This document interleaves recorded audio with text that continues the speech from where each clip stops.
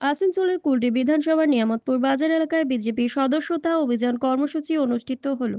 এ বিষয়ে কর্মসূচিতে উপস্থিত ছিলেন আসানসোল দক্ষিণের বিজেপি বিধায়ক অগ্নিমিত্রা পাল। তার সঙ্গে ছিলেন বিজেপির অন্যান্য নেতৃত্ববৃন্দ ও কর্মী সমর্থকেরা। অনুষ্ঠানে বক্তব্য রাখতে গিয়ে বিধায়ক অগ্নিমিত্রা পাল তার তীব্র আক্রমণ করে পশ্চিমবঙ্গের মুখ্যমন্ত্রী মমতা বন্দ্যোপাধ্যায়কে, পাশাপাশি কলকাতা পুরসভার মেয়র ফিরহাদ হাকিমের সাম্প্রতিক মন্তব্য নিয়েও তীব্র সমালোচনা করেন তিনি।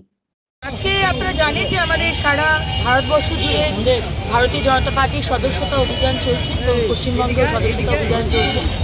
মাননীয় পশ্চিমবঙ্গের ইনচার্জ অবজারভার সুনীল বানসালজি আমাকে দায়িত্ব দিয়েছেন জেনারেল সেক্রেটারি হিসেবে আমার কলকাতা জোন, কিন্তু তার উপরে দায়িত্ব দেওয়া হয়েছে আসানসোল জেলা।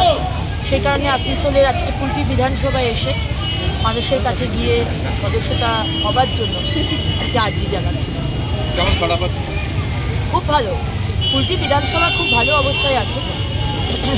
আজকে মানুষের মধ্যে যে ভয়, এটা আমি জামুরিয়া, পাণ্ডবেশ্বর, মারাবণীতে দেখতে পেলাম। সন্ত্রাস, মেম্বার হতে ভয় পাচ্ছে, লোকের সামনে মেম্বার হতে ভয় পাচ্ছে। মনের প্রাণে বিজেপি আছে, বলছে বাড়িতে আসুন বা পরে করব, এখন একটু অসুবিধা আছে। বুঝতে পারছি যে আশেপাশে তৃণমূলের যে সন্ত্রাস, মানে মেম্বারশিপ নিতে ভয় পাচ্ছে।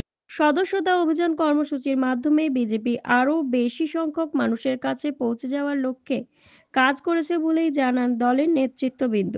নিয়ামতপুর এই কর্মসূচি এলাকায় বিজেপির শক্তি বৃদ্ধি করতে বড় ভূমিকা নেবে বলেই মনে করেছেন কর্মীরা।